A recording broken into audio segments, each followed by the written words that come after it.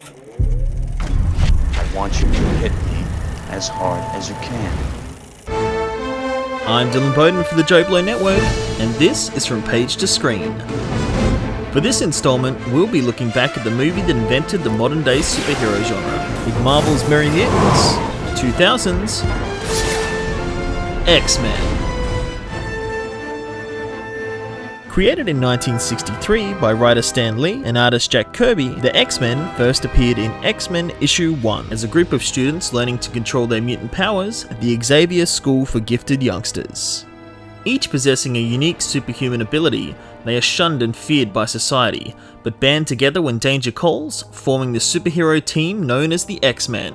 Founded by telepath Professor X, the initial team consisted of Cyclops, Marvel Girl, Iceman, Angel, and the Beast.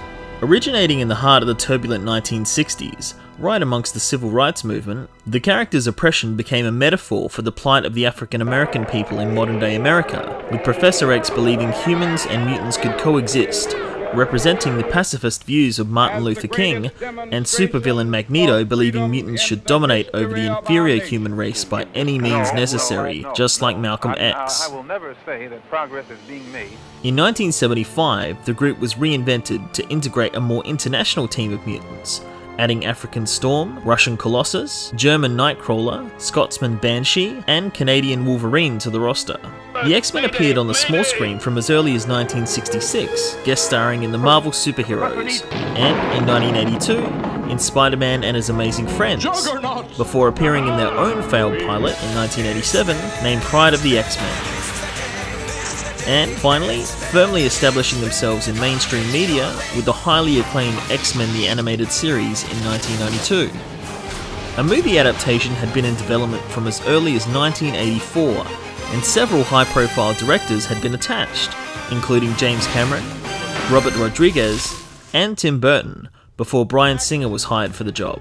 As an openly gay director, the themes of prejudice resonated with Singer, and his experience working with an ensemble of actors in his critically acclaimed movie The Usual Suspects made him an ideal choice for dealing with such a large roster of characters. Using real-world events to ground the movie in reality, something that has been incorporated into future installments, Singer used the Holocaust as the perfect way to convey what the mutant race were potentially going to face, making the stakes very real for the characters. A massive change from the source material was the characters' traditional costumes, feeling that the original blue and yellow, and eventually individual looks, wouldn't be believable on screen.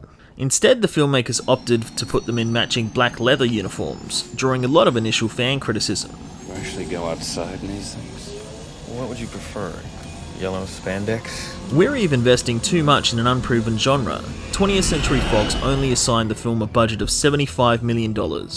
Quite low for a big summer tentpole release. This left Singer having to whittle down the huge roster of X-Men characters to a small core team. However, many changes were made to the characters when adapting them to screen. First introduced in X-Men Issue 1, Professor Charles Xavier, aka Professor X, is a powerful mutant telepath that seeks to bring coexistence between humans and mutants. Developing a device known as Cerebro to amplify his brainwaves and locate new and helpless mutants, he sought to teach fellow mutants to control their powers. Patrick Stewart was the first and only choice for the role, and his comic book character personified as Charles Xavier, sporting a pitch-perfect look and matching electric wheelchair. Displaying a wide range of his telepathic powers, he has founded the X-Men and his school for gifted youngsters to protect society, utilising Cerebro to expand his psychic reach and discover new mutants all over the planet, as well as standing against his old friend Magneto while still showing a great admiration for him.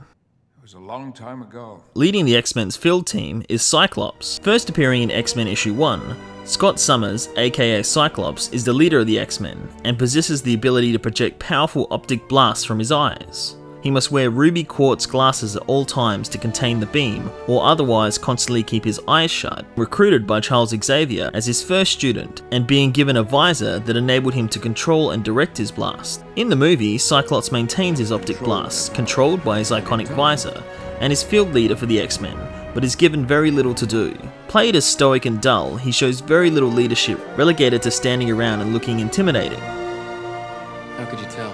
Also appearing in X-Men Issue 1, Jean Grey, aka Marvel Girl, possesses telekinetic powers, allowing her to move objects with the power of her mind. Her parents seek out Professor Xavier, who takes her in as one of the X-Men, seeing potential in her.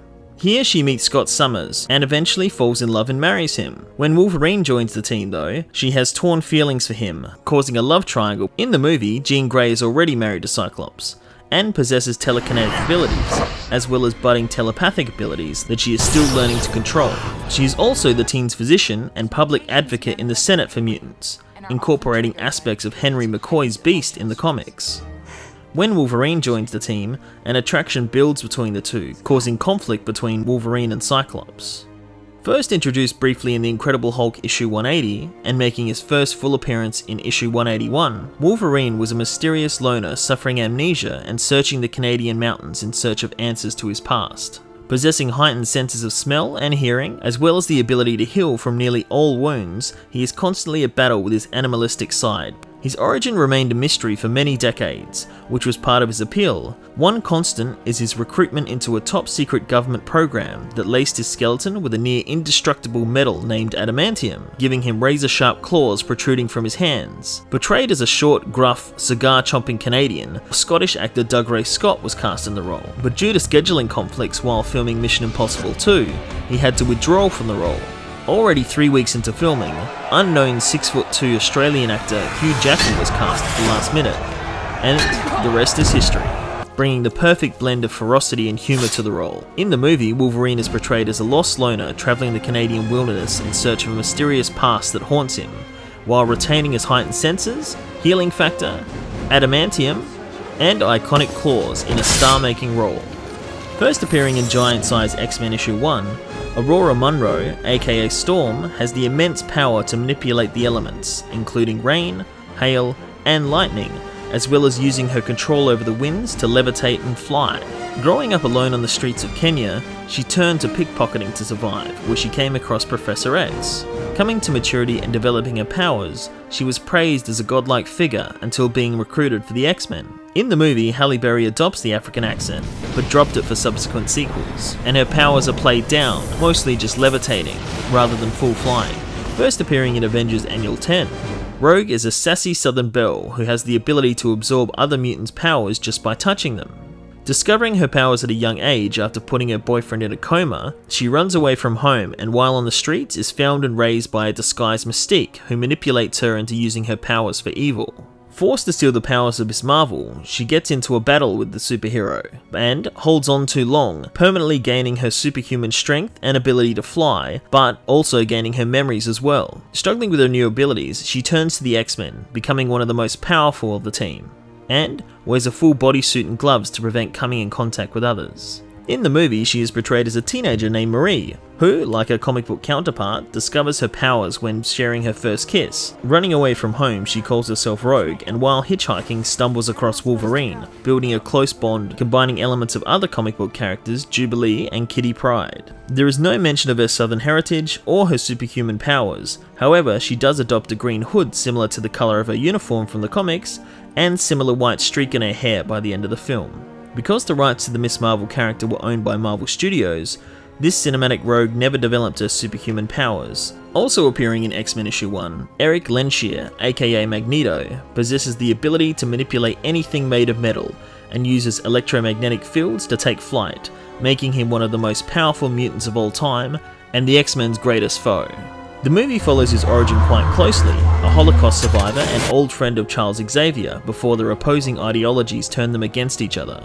Showcasing all his mutant abilities here, he leads his own opposing group, the Brotherhood, which is based on the Brotherhood of Evil Mutants, first appearing in 1963 in X-Men issue 4.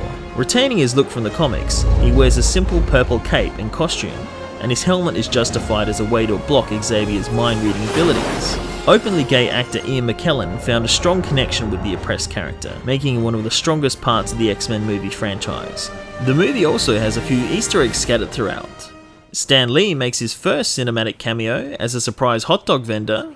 One of the many writers over the years of the movie's development was future Avengers director Joss Whedon. The writer that ended up receiving sole screenplay credit was David Hayter, who makes a cameo towards the end of the movie as a police officer. Hayter is most commonly known as the voice actor of Solid Snake in the Metal Gear video game series. The truck driver that drops Rogue off is played by voice actor George Boozer. This is Laughlin City. Who voiced the character Beast in X-Men the Animated Series.